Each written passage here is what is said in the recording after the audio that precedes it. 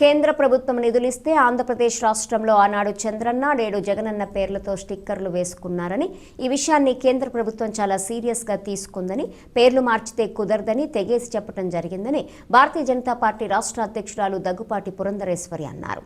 కేంద్ర ప్రభుత్వం ఫెడరల్ స్ఫూర్తిని చాటుతూ అన్ని రాష్ట్రాల అభివృద్ధికి నిధులు విడుదల చేస్తోందని, అదేవిధంగా ఆంధ్రప్రదేశ్లోని అన్ని జిల్లాల అభివృద్ధికి నిధులిచ్చి అభివృద్ధికి తన వంతు సహాయం అందిస్తోందని పురంధరేశ్వరి వెల్లడించారు. తూర్పుగోదావరి జిల్లా పర్యటనలో భాగంగా రాజమహేంద్రవరం బీజేపీ కార్యాలయంలో బుధవారం జరిగిన మీడియా సమావేశంలో ఆమె మాట్లాడుతూ, రాజమండ్రిలో medical college, ESI hospital, Morampudi flyover నిర్మిస్తున్నది కేంద్ర ప్రభుత్వ నిధులతోనేనన్నారు. కేంద్రం ఇచ్చిన డబ్బులను జగన్మోహన్ రెడ్డి బటన్ నొక్కి పంచుతున్నారని, రాష్ట్రంలో రోడ్ల పరిస్థితి ఘోరాతిఘోరంగా ఉందని విమర్శించారు. ఈ ప్రభుత్వం విధ్వంసంతో ప్రారంభమై అవినీతిలో కూరుకుపోయిందని, ఈ రకమైన ప్రభుత్వం మనకు అవసరమా అనే విషయాన్ని ప్రజలు గుర్తించాలని పిలుపునిచ్చారు. ప్రైవేట్ ఆసుపత్రులన్నీ ఆరోగ్యశ్రీకి సక్రమంగా బిల్లులు చెల్లించకపోవడంతో దండం పెడుతున్నాయని, కేంద్ర ప్రభుత్వం ఆయుష్మాన్ భారత్ కార్డు ఉంటే ఏ రాష్ట్రంలోనైనా కుటుంబంలోని ప్రతి ఒక్కరూ 5 లక్షల రూపాయల వరకు వైద్య సేవలు పొందేందుకు అవకాశం ఉందన్నారు. వికసిత్ భారత్ ద్వారా కేంద్ర పథకాలకు ప్రచారంతో పాటు లబ్ధిదారులను ఎంపిక కూడా అదే సమయంలో చేయటం జరుగుతుందన్నారు.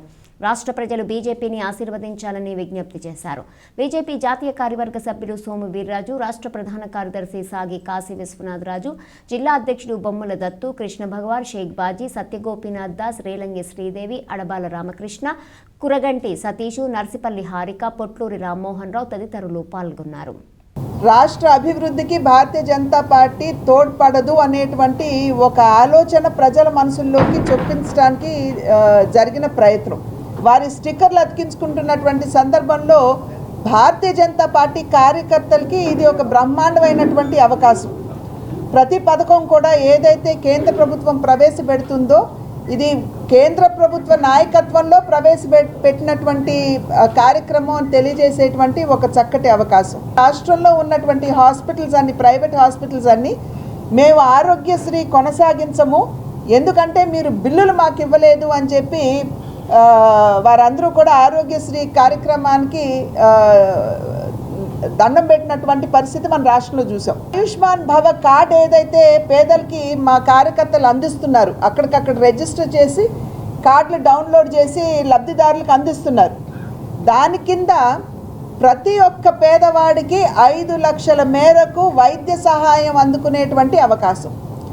ఆరోగ్యశ్రీలో ఒక కుటుంబంలో ఒక వ్యక్తికి కనుక 2 లక్షల రూపాయల మేరకు వైద్య సహాయం అందినట్లయితే ఆ కుటుంబంలో రెండో వ్యక్తికి మళ్ళీ వైద్య సహాయం అందదు.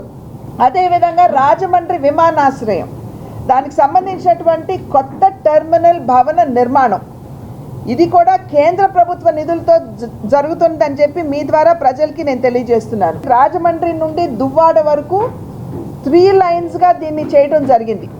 అదేవిధంగా Bhadrachalam to Kovvur railway line ఏదైతే ఉందో దానికి 2155 కోట్లు జగన్మోహన్ రెడ్డి గారు వారు ఎన్నికల సందర్భంలో వాగ్దానం చేశారు రైతులకి. 13,500 నేను ఇస్తాను అని చెప్పి వారు చెప్పారు. కానీ ఆయన ఇచ్చేది కేవలం 6,500 మాత్రమే. 6,000 రూపాయలు కేంద్ర ప్రభుత్వం ఇస్తుంది. ఈయన బటన్ నొక్కితే, జగన్మోహన్ రెడ్డి గారు బటన్ నొక్కితే అక్కడ డబ్బులు పడుతున్నాయో లేదో దేవుడెరుగు. కానీ కేంద్ర ప్రభుత్వం 1వ తారీఖు బటన్ నొక్కితే టంచన్గా ఇవాళ రైతుల ఖాతాలోకి డబ్బులు వచ్చేస్తున్నటువంటి విషయాన్ని రైతులందరూ కూడా గమనిస్తున్నారు, అర్థం చేసుకున్నారు. అదేవిధంగా రాజమండ్రి నుండి సీతానగరం ఆ రోడ్డు కావచ్చు, లేదా ఈ రాజమండ్రి జిల్లాలో ఉన్నటువంటి రోడ్ల పరిస్థితి కనుక మనం గమనించినట్లయితే అధ్వాన్నంగా ఉన్నటువంటి విషయం ప్రతి ఒక్కరికి తెలుసు. కేవలం నేషనల్ హైవే రోజు బ్రహ్మాండంగా పట్టుపరుపుల్లాగా వెళ్ళిపోతున్నాం, కానీ రాష్ట్రంలో రోడ్ల పరిస్థితి ఘోరాతి ఘోరంగా ఉన్నాయి. చంద్రయాన్ని చంద్రమండలం మీదకి పంపించినప్పుడు మొట్టమొదటి ఫోటో చంద్రమండలం నుండి వచ్చిందని చెప్పి ఒక ఫోటో వాట్సాప్లో వైరల్ అయింది. ఆ ఫోటో కనుక చూసినట్లయితే ఆంధ్ర రాష్ట్రంలో గుంతలమయంగా ఉన్నటువంటి రోడ్లని ప్రజలు వాట్సాప్లో పెట్టి ఇది చంద్రయాన్ నుండి, చంద్రమండలం నుండి చంద్రయాన్ పంపించిందని చెప్పి ప్రజలు పోస్ట్ చేసినటువంటి విషయాన్ని మనం ఇంకా మర్చిపోలేదు. అదేవిధంగా విద్వేషపూరితం, ఎవరైనా గళం విప్పి ఇదేంటి అని చెప్పి రాష్ట్ర ప్రభుత్వాన్ని ప్రశ్నిస్తే వారి మీద వెంటనే SC ST అట్రాసిటీ కేసులు పెట్టి వారిని జైల్లో వేసేయటం. అంటే గొంతు నొక్కేసేయటం.